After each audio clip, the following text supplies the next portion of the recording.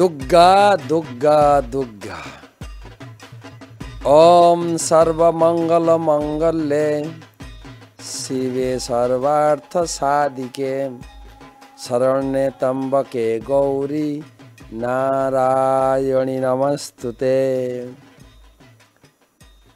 আপনারা আগের এপিসোডে শুনেছেন, এবারে হয়তো অপেক্ষা করে আছেন যে কি আশীর্বাদ দেবেন মা। সেটা বলার আগে আরেকটু বলে নিই মা দুর্গার বৈশিষ্ট্য। মা দুর্গা আসলে কে? একে তো আগের এপিসোডে জেনেছি যে তিনি হচ্ছেন শক্তিতত্ত্ব, তিনি হচ্ছেন ভগবান কৃষ্ণের নিজের বোন। আজকে শুনুন, 14 ভুবনাত্মক দেবী ধাম দুর্গের অধিষ্ঠাত্রী, তাই তিনি দেবী দুর্গা। দুর্গ বলে না, আগেকার দিনে রাজাদের গড় ছিল, বড় দুর্গ ছিল। সেই দুর্গ এখন পরিবর্তন হয়ে জেলখানা হয়েছে। ইংরেজিতে বলে জেল, আর বাংলাতে বলে কারাগার। কারাগারের ইনচার্জ কারারক্ষী বা কি বলে যে কারামন্ত্রী বা জেলার সাহেব, জেল মিনিস্টার। আর সংস্কৃতে বলে দুর্গের অধিষ্ঠাত্রী, তাই দুর্গা। তিনি দুর্গতি না আসেনি জীবের, তাই তিনি দুর্গা। জীবের অধপতন, তিনি হচ্ছেন জগৎ জননী, সকলের জননী। শিব আমাদের পিতা, দুর্গা হচ্ছেন আমাদের জননী। তার জন্য তার উৎসবটা এত বড় করে হয়। আর তিনি আসেন পুরো পরিবার নিয়ে। তিনি দুষ্ট সংহারকারিণী, রক্ষা স্বরূপা শিষ্টনাম।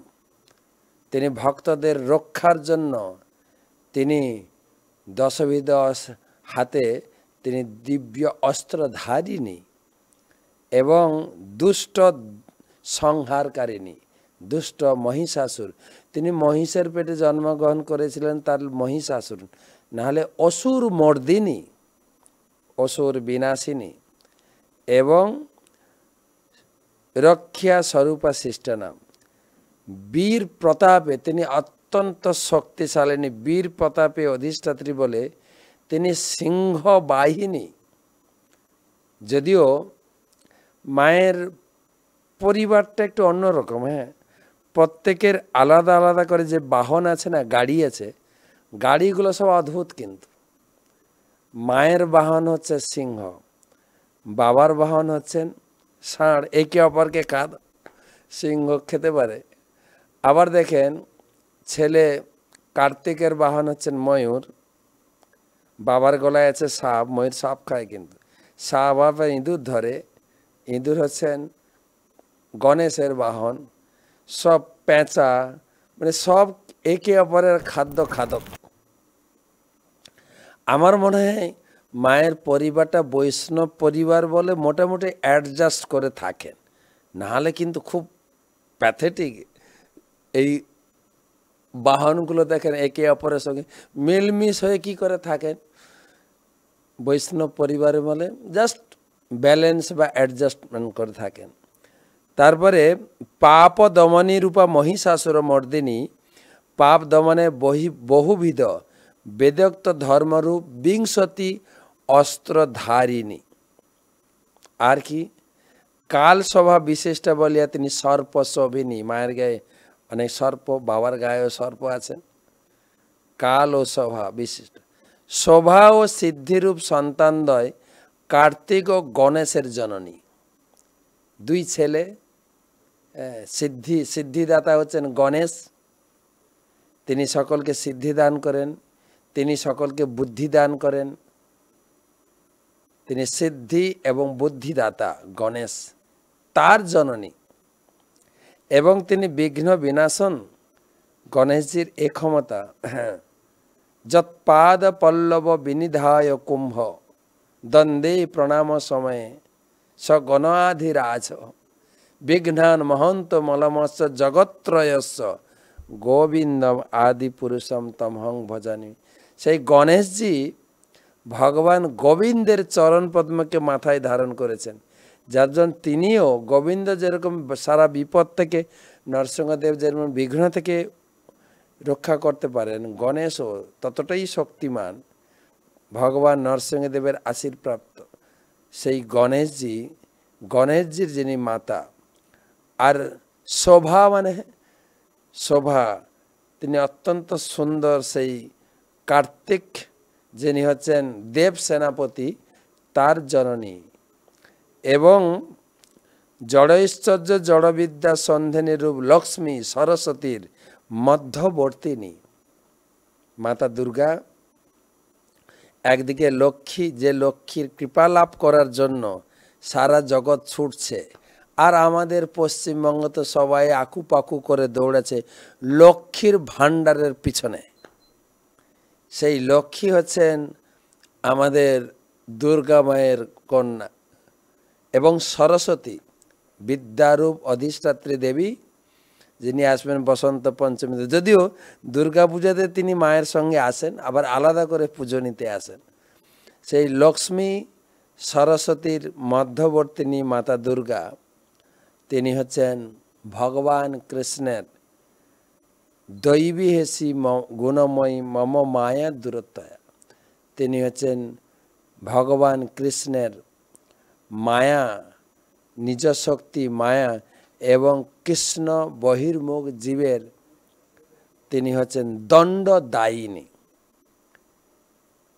ভগবানের সেবা কার্যে তিনি যুক্ত। কি কাজে যুক্ত? ব্রহ্মসংহিতাতে বলা হয়েছে ছায়েব যস্য বিভনানি বিভর্তি দুর্গা। সৃষ্টি স্থিতি প্রলয় সাধন শক্তি রেখা ছায়েব যস্য ভুবনানি বিভর্তি দুর্গা। ইচ্ছানুরূপমপি যস্য সচেষ্টতে সা গোবিন্দম আদি পুরুষম তমহং ভজামি। তিনি জগতে এই সৃষ্টি স্থিতি এবং পালন, তিনি হচ্ছেন সৃষ্টি শক্তি, পালন শক্তি এবং সংহার শক্তি। ঠাকুর ভক্তিবিনোদ মহাশয় তিনি লিখলেন, তুমি সর্বেশ্বরেশ্বর বজেন্দ্র কুমার, তোমার ইচ্ছাই বিশ্বের সৃজন সংহার। হে কৃষ্ণ, তোমার ইচ্ছাতেই চলছে, কিন্তু এই মায়াদেবীও তব ইচ্ছা মতে শিব করেন সংহার, তব ইচ্ছা মতে মায়া সৃজে কারাগার, তব ইচ্ছা মতে ব্রহ্মা করেন সৃজন, তবে ইচ্ছা মতে বিষ্ণু করেন পালন। দুর্গা দেবী ভগবানের ইচ্ছার অনুগামিনী। তিনি এই জগৎকে তিনি পরিশুদ্ধ করার জন্য তিনি জেলখানায় বানিয়ে বসে আছেন। জেলখানায়, তো জেলখানায় কাদেরকে নিয়ে যাওয়া হয়? যিনি সরকার বা রাজ্যের আইন যিনি না মানেন, যারা ভগবানের বিরোধিতা বা ভগবানের ভক্ত নয়, তাদেরকে এই জেলখানায় রাখা হয়। অর্থাৎ শাস্ত্র অনুযায়ী এই জগৎটা হচ্ছে একটা জেলখানা, ভগবত রাজ্যের জেলখানা। তো সেখানে আমরা এসেছি, আমরা সবাই জেলে আছি।